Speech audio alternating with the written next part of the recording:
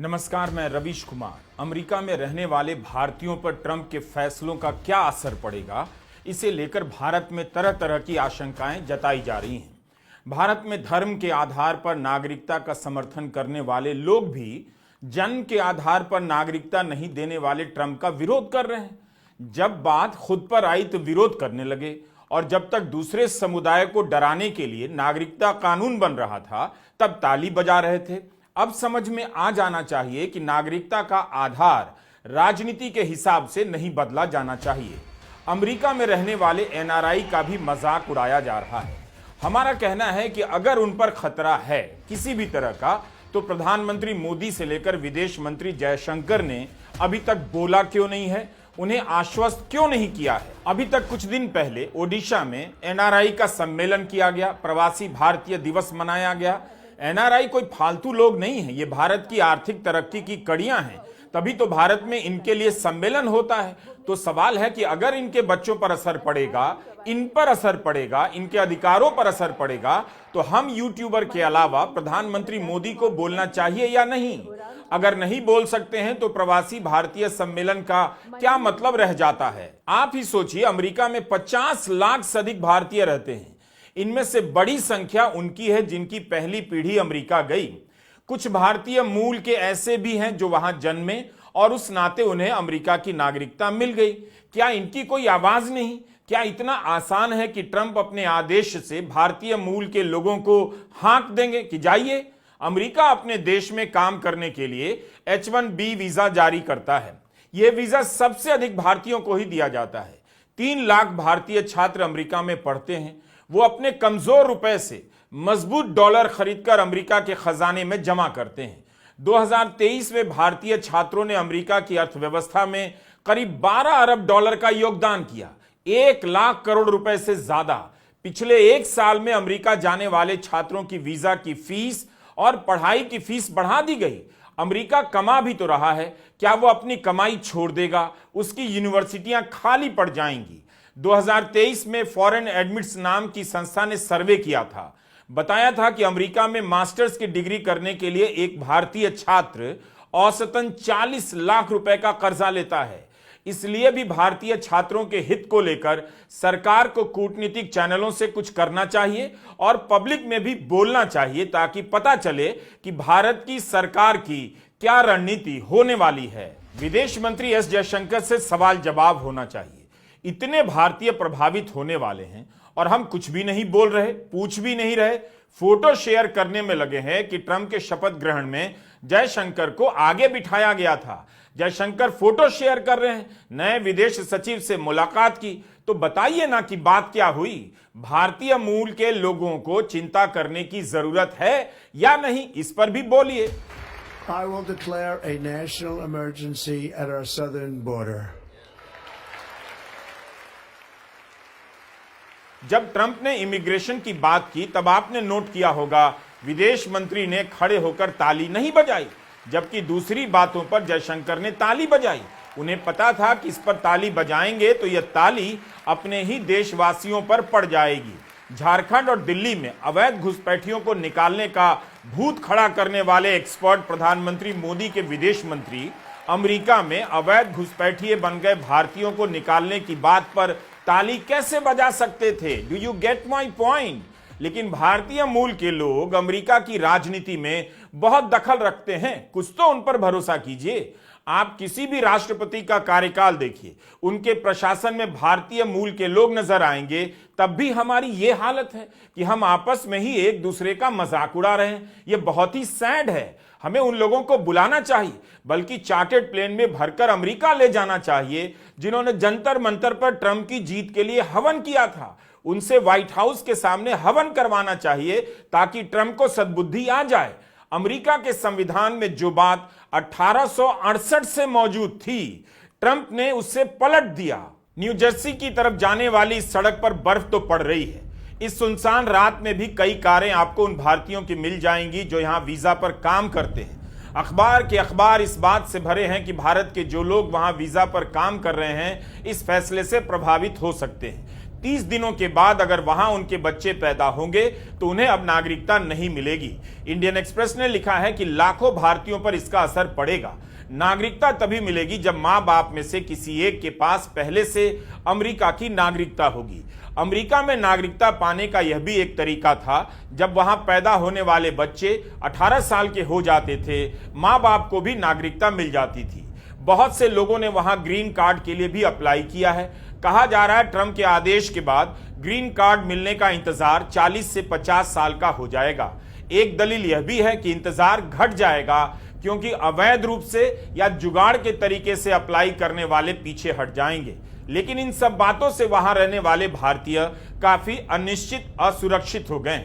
उनका भविष्य खतरे में पड़ गया है, ऐसा बताया जा रहा है। सोशल मीडिया और अखबारों की रिपोर्ट से लगता है अमेरिका में रहने वाले, वहां काम करने वाले भारतीय परिवारों के होश उड़ गए हैं, उन्हें नींद नहीं आ रही।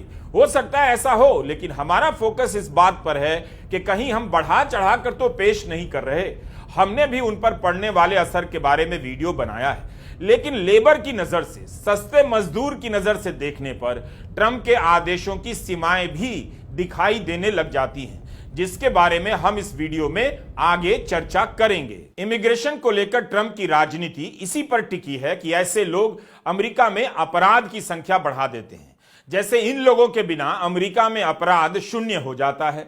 यह ठीक उसी तरह की बकवास बात है जैसे आपसे कहा गया कि नोटबंदी से काला धन समाप्त हो जाएगा। आज तक किसी को पता नहीं कि नोटबंदी से भारत को क्या मिला। हमें लगता है कि भारत में रात 8 बजे अचानक नोटबंदी कर देने से काला धन समाप्त नहीं हुआ। उसी तरह ट्रंप के कार्यकारी आदेश जारी कर देने से अमेरिका तुरंत सारे प्रवासियों से खाली नहीं हो जाएगा। ऐसे आदेशों की धमक ज्यादा होती है, असर कम होता है। अब तो अमेरिका में रहने वाले भारतीय मूल के नागरिकों और लोगों का मजाक उड़ाया जा रहा है कि प्रधानमंत्री मोदी के स्वागत में ये लोग मोदी मोदी किया करते थे, अब उन्हें वापस भेजा जाएगा, तब उन्हें असली भारत यहां आकर दिखेगा। सबसे पहली बात है कि ऐसे कार्यक्रमों में आने वाले एनआरआई में सभी नरेंद्र मोदी के समर्थक नहीं होते हैं। अमेरिका में रहने वाले एनआरआई एक तरफा मोदी के ही समर्थक हैं। ये बात गलत है। इनमें से कई लोगों को आना भी पड़ता है क्योंकि इन्हें लाने के लिए तंत्र की शक्तियां लगा दी जाती हैं। अगर तंत्र की शक्तियां ना हो, वीजा और ओसीआई कार्ड का चक्कर ना हो, तो इन लोगों से ताली बजवाना मुश्किल हो जाए। आप यह जरूर कह सकते हैं कि इनमें से बहुत से लोग मोदी समर्थक हैं और उन्हें लगता है कि भारत सुपर पावर बन गया है, मोदी कोई ग्लोबल लीडर है। लेकिन क्या ये सही में इस पर यकीन करते हैं, यह हम नहीं बता सकते। अगर किसी को ठीक से पता है कि भारत सुपर पावर नहीं है, अमेरिका अमेरिका है, तो मोदी के इन समर्थकों को पता है भारत की सच्चाई क्या है और अमेरिका की सच्चाई क्या है। विदेशों में मोदी के कार्यक्रमों में भीड़ बनकर आने वाले इन लोगों का सोशल मीडिया में मजाक उड़ाया जा रहा है। कहा जा रहा है कि अगर आपके अनुसार भारत ने इतनी तरक्की कर ली है, यहां अमृतकाल आ गया है, तो यहीं आ जाइए, अमृतकाल, यूपीआई और वंदे भारत का मजा लीजिए। मजाक तक ये बातें ठीक हैं, लेकिन अमेरिका जाकर हाड़ तोड़ मेहनत करने वाले, डॉलर कमाने वाले, तरह तरह की कामयाबी के झंडे गाड़ने वाले भारतीय भारत की प्रगति के प्रतीक भी हैं। यह नहीं भूलना चाहिए। इनके कारण अमेरिका और भारत दोनों को फायदा हुआ है। ऐसा भी नहीं लगता कि 2-4 महीने में पूरा अमेरिका खाली कर दिया जाएगा। जैसे बर्फ से भरी इस रात में अमेरिका का यह ग्रामीण इलाका खाली खाली नजर आ रहा है। इस अमेरिका को बनाने में वैध रूप से भी और अवैध रूप से भी यहां आने वाले मजदूरों, इंजीनियरों और व्यापारियों का बड़ा हाथ है। जिस मेक्सिको को ट्रंप दिन रात धमकाते हैं, उसी मेक्सिको से खेतिहर मजदूर ना आए तो अमेरिका की खेती बंद हो जाएगी। ऐसे कई जमींदार हैं जिनके पास 2-2 हजार एकड़ की जमीनें हैं और उन पर खेती करना आसान नहीं होता। मेक्सिको के लोगों की गरीबी ही उनसे काम करवा लेती है। ऐसे बहुत से किसान ट्रंप के समर्थक हैं। क्या ये धनिक किसान अपने खेतों को बर्बाद होने देंगे या ट्रंप पर दबाव डालकर अपनी खेती बचाने का रास्ता निकालेंगे? मतलब ट्रंप ऊपर से कुछ भी कहते रहें, भीतर से कुछ और करना ही पड़ेगा।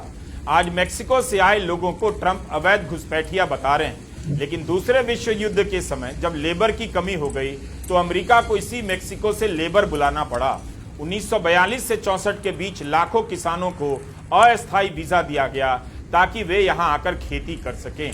आज भी अमेरिका की खेती मेक्सिको से आने वाले किसानों पर निर्भर करती है। अमेरिका के खेतों में काम करने वाले 2/3 किसान और कर्मचारी मेक्सिको मूल के बताए जाते हैं। सस्ते मजदूर किसे नहीं चाहिए? जो अमेरिका सस्ते मजदूरों की तलाश में अपनी फैक्ट्रियों को उठाकर चीन, भारत और दूसरे देशों में ले गया है, क्या वो अपने यहां से सस्ते मजदूरों को निकाल देगा? ट्रंप ने यह क्यों नहीं कहा कि कोई अमेरिकी व्यापारी, कोई अमेरिकी बिजनेसमैन अपनी फैक्ट्री चीन और वियतनाम में नहीं लगाएगा और जिनकी फैक्ट्री है वो वापस अमेरिका में लाई जाएगी? उनके समारोह में डांस करने वाले मस्क ही ऐलान कर देते कि वे चीन से अपनी टेस्ला की फैक्ट्री बंद कर अमेरिका ला रहे हैं, एरिजोना में लगा देंगे ताकि अमेरिकी लोगों को काम मिले। क्या अमेरिकी लोगों को काम देने के लिए मस्क अपनी फैक्ट्री वहां से ला सकते हैं? क्या आईफोन अपनी फैक्ट्री चीन से निकालकर कैलिफोर्निया में लगा देगा? बकवास करना अलग बात है, राजनीति अलग, लेकिन जो सच्चाई है वो नाचने गाने से नहीं बदल जाती। ये सभी ओलिगार्क बताए जा रहे हैं। अपने मुनाफे के लिए जो गेम करेंगे वो खेल इतना बारीक होगा कि किसी को समझ नहीं आएगा।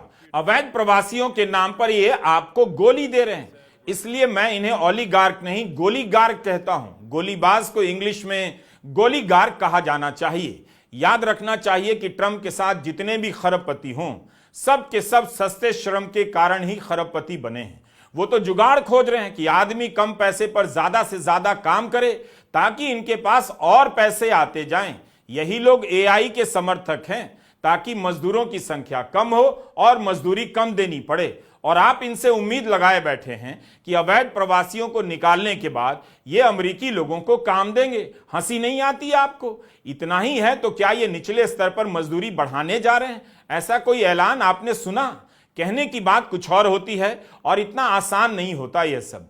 हर किसी को सस्ता लेबर चाहिए और जरूरी है इसके लिए कि ऐसे लेबर के पास जरूरी दस्तावेज ना हो ताकि उसका शोषण करना आसान हो जाए। इस सिस्टम का लाभ डेमोक्रेट समर्थक बिजनेसमैन ने भी उठाया और रिपब्लिकन समर्थक अमीरों ने भी उठाया है। मैं अपना अनुभव बताता हूं। न्यूयॉर्क से सटे एडिसन नामक जगह में एक रेस्तरां में गया। भारतीय व्यंजनों का था, लेकिन बटर चिकन बनाकर जो लाया वो मैक्सिकन था। मैक्सिको का बंदा बटर चिकन बना रहा है। यह क्यों हुआ होगा, इस पर अलग से वीडियो बन सकता है। लेकिन क्या इतना आसान है कि अवैध के नाम पर किसी भी देश से करोड़ों मजदूरों को निकाल दिया जाए? क्या उनकी जगह अमेरिकी लोग, जिन्हें आप ट्रंप सपोर्टर कहते हैं, रातों रात बटर चिकन बनाने लग जाएंगे, खेती करने लग जाएंगे? हम यह भी नहीं कह रहे कि ट्रंप के आदेशों से मेक्सिको के गरीब लोगों से लेकर वहां अवैध रास्तों से बसने जा रहे भारतीय परिवारों पर कोई असर नहीं पड़ेगा। ऐसा हम बिल्कुल नहीं कह रहे। असर बिल्कुल पड़ेगा, लेकिन 1 करोड़ से अधिक लोगों को पकड़कर उनके देश वापस भेजना आसान भी नहीं।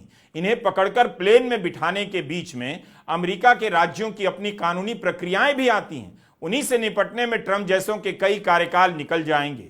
ट्रंप ने आदेश जारी कर दिया और सारा अमेरिका चुप हो गया, ऐसा भी नहीं हुआ है। उस अमेरिका को भी तो देखिए जो इन फैसलों का विरोध कर रहा है, अदालतों में जा रहा है। ट्रंप के इन आदेशों के खिलाफ 22 राज्यों ने मुकदमा किया है। नागरिकता के सवाल पर 18 डेमोक्रेट राज्यों के गठबंधन ने केस किया। कई लोगों ने अपने स्तर पर भी और कई संस्थानों ने भी आगे आकर मुकदमा किया है कि ट्रंप का यह फैसला संविधान विरोधी है। मुकदमा करने वालों में न्यू जर्सी भी है, जहां बड़ी संख्या में काम करने वाले भारतीय रहते हैं। वहां केवल गुजरात के लोग नहीं रहते, महाराष्ट्र, बिहार, पंजाब और आंध्र प्रदेश के लोग भी रहते हैं। कनेक्टिकट के अटॉर्नी जनरल हैं विलियम टॉम। ये चीनी मूल के हैं लेकिन अमेरिकी नागरिक हैं क्योंकि इनका जन्म अमेरिका में हुआ।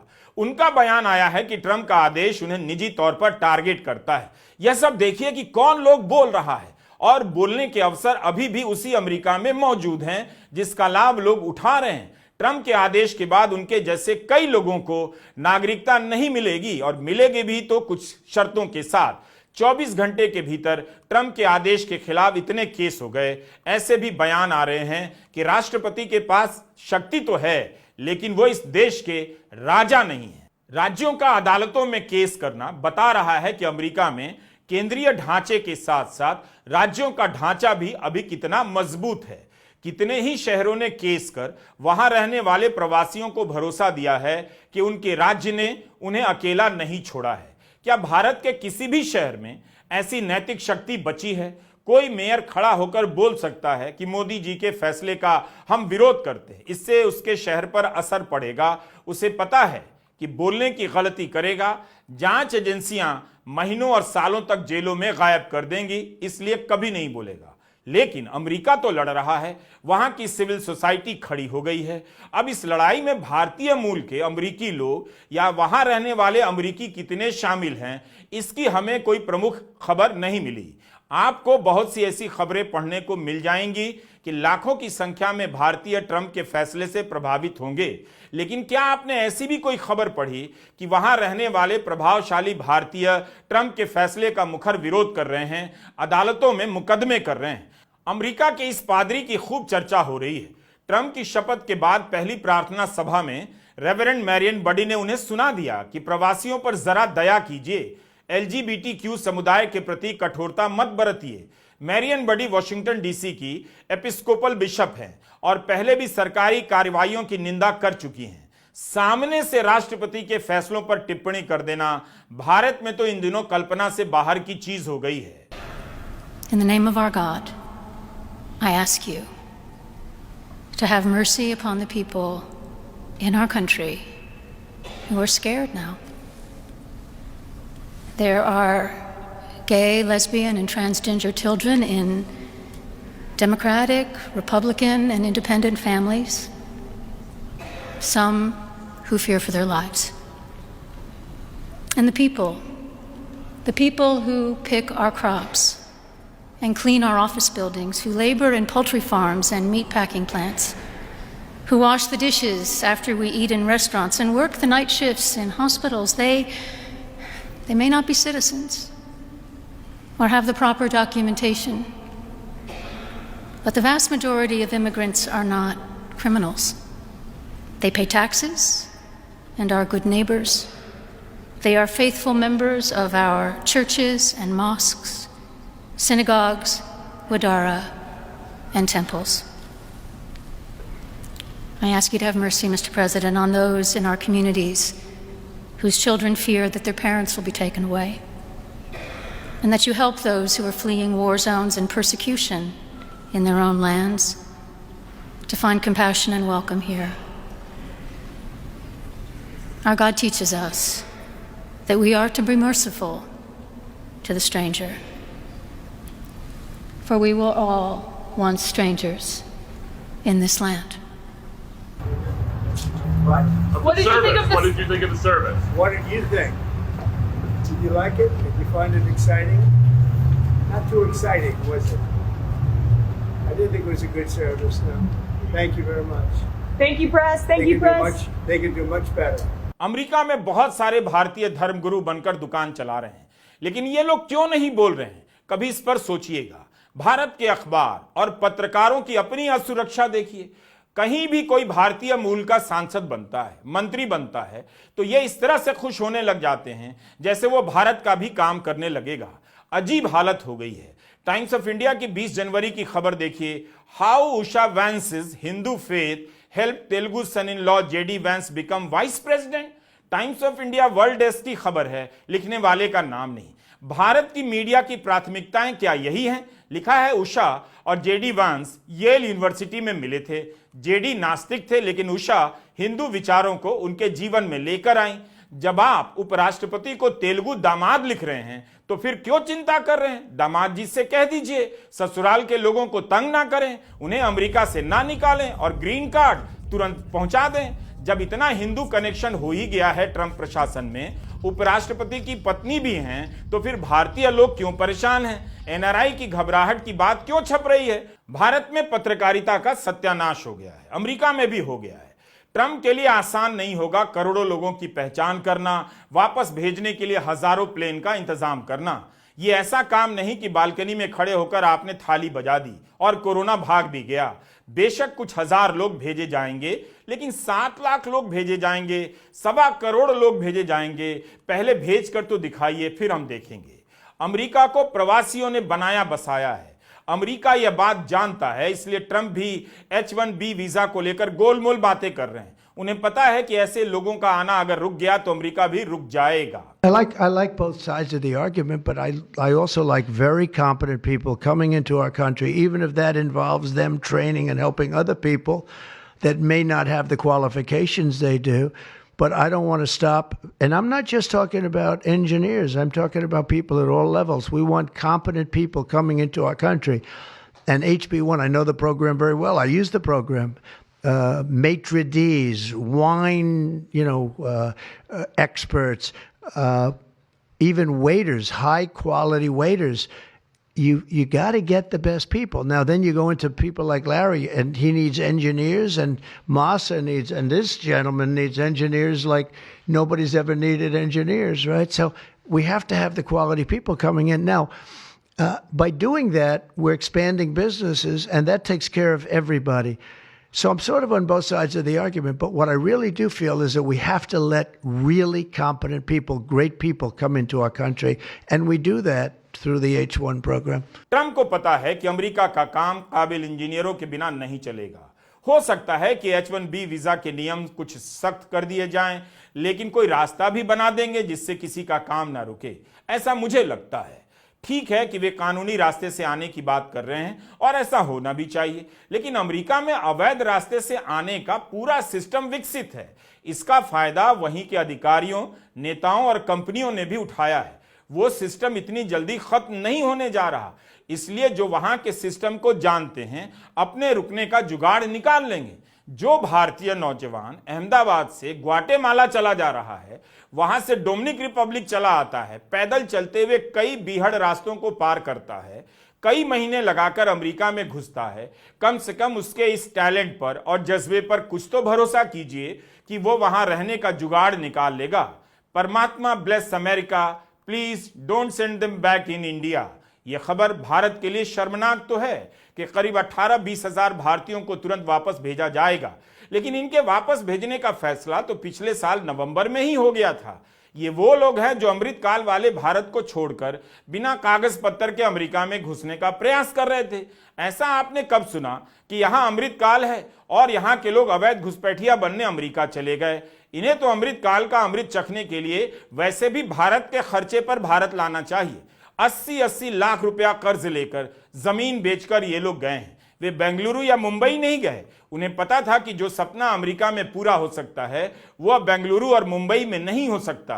कहीं ऐसा तो नहीं कि हम और आप अमेरिका को कुछ ज्यादा गंभीरता से ले रहे हैं कि अमेरिका केवल आदेशों से चलता है, जो नियम बन जाता है उसी से चलता है, इसमें कोई दो राय नहीं, लेकिन वहां भी 2 नंबर खूब चलता है, इसमें भी कोई शक नहीं। वरना अमेरिका में इतने देशों से लोग इतने सालों तक अवैध रास्तों से कैसे आते रहे?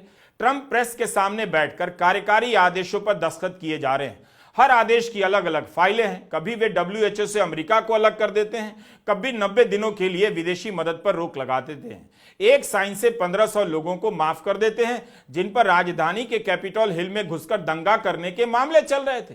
इनमें से कई आदेश इनके विध्वंसकारी हैं। विश्व स्वास्थ्य संगठन और टीका के प्रति उनका बर्ताव जानलेवा साबित हो सकता है। ताली बजाने के लिए बयान देना अलग बात है, लेकिन इन्हें सही साबित करना जल्दबाजी होगी। ट्रंप का ज्यादातर फैसला बड़बोला का उड़न खटोला लगता है। 2016 में ट्रंप कहते रहे दक्षिणी बॉर्डर पर एक बहुत बड़ी दीवार बनाएंगे, मेक्सिको ही उस दीवार की कीमत अदा करेगा। हम आपको याद दिलाना चाहते हैं कैसे दीवार बनाने के चक्कर में ट्रंप ने अमेरिका में 35 दिनों का शटडाउन करा दिया। सरकार शटडाउन हो गई क्योंकि इस सनक भरी योजना के लिए ट्रंप $5 अरब का बजट मांग रहे थे। सेनेट ने मंजूरी नहीं दी तो सरकार शटडाउन हो गई, उसके काम रुक गए। यह अमेरिकी इतिहास का सबसे लंबा शटडाउन था। 35 दिन बाद ट्रंप बिना फंडिंग के ही शटडाउन वापस लेने के लिए राजी हो गए। भाषणबाजी में इनका कोई जवाब नहीं। काल्पनिक दुश्मन खड़े करना, हर समय खुद को दुश्मनों से घिरा हुआ दिखाने के फन में उस्ताद है। अपने पहले कार्यकाल में ट्रंप दावा करते थे सीमा पर हर दिन 16 किलोमीटर दीवार बना रहे हैं। इस पर अल जजीरा की 2020 की एक रिपोर्ट मिली जिसमें बताया गया है कि अमेरिका और मेक्सिको के बीच 3145 किलोमीटर लंबा बॉर्डर है। अमेरिकी कस्टम और सीमा सुरक्षा विभाग के अनुसार अक्टूबर 2020 तक इस बॉर्डर पर मात्र 600 किलोमीटर लंबी दीवार खड़ी हो पाई। उसमें भी नए निर्माण की लंबाई सिर्फ 20 से 25 किलोमीटर है। बाकी सारा ढांचा पुराने निर्माण पर किया गया। इसमें बताया गया था कि मेक्सिको ने दीवार के निर्माण में किसी भी हिस्से के लिए कोई पैसा नहीं दिया। इस दीवार का निर्माण अमेरिकी टैक्स पेयर के पैसे से किया गया। ट्रंप से पहले एक और रिपब्लिकन राष्ट्रपति हुए जॉर्ज बुश, ये भी दीवार बनाते रहे। अक्टूबर 2006 में बुश ने अमेरिका मैक्सिको बॉर्डर पर 700 मील लंबी दीवार बनाने का आदेश पास किया था। यह था अमेरिका का सिक्योर फेंस एक्ट। बुश ने यह आदेश अपने कार्यकाल के 6ठे साल में दिया। उस समय माना गया कि चुनाव बचाने के लिए कर रहे हैं। उस समय भी दीवार बनाने के लिए पर्याप्त पैसा नहीं था। जॉर्ज बुश के कार्यकाल के दौरान भी मैक्सिको से आने वाले प्रवासियों के मुद्दों पर काफी चर्चा होती थी। इसकी लागत $2 अरब से भी ज्यादा आंकी गई, पर सरकार के पास दीवार के लिए इतना पैसा नहीं था। बुश के बाद ओबामा के कार्यकाल में इस बॉर्डर पर अलग अलग तरह के अवरोध खड़े किए गए, जिसमें दीवार भी शामिल थी और फेंसिंग भी। बाइडेन ने कार्यभार संभालने के पहले ही दिन इस दीवार के निर्माण पर रोक लगा दी थी। प्रवासी किसी भी रूप में अमेरिका की जान है, लेकिन मुद्दा भी है। इन्हें मुद्दा बनाने से ट्रंप को बहुत वोट मिलता है। आखिर कोई देश किस हद तक अवैध प्रवासियों को स्वीकार कर सकता है, यह सवाल तो है। लेकिन ट्रंप का जो तरीका है, क्या वह सही है? क्या ट्रंप वाकई अमेरिका को अवैध प्रवासियों से खाली कर देंगे? अगर करोड़ों प्रवासियों को खदेड़ा गया तो अमेरिका में युद्ध जैसे हालात पैदा हो जाएंगे।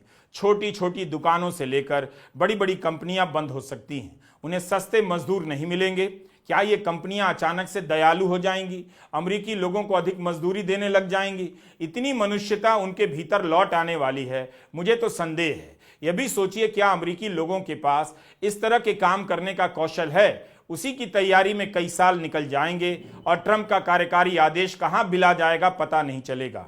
नमस्कार, मैं रवीश कुमार।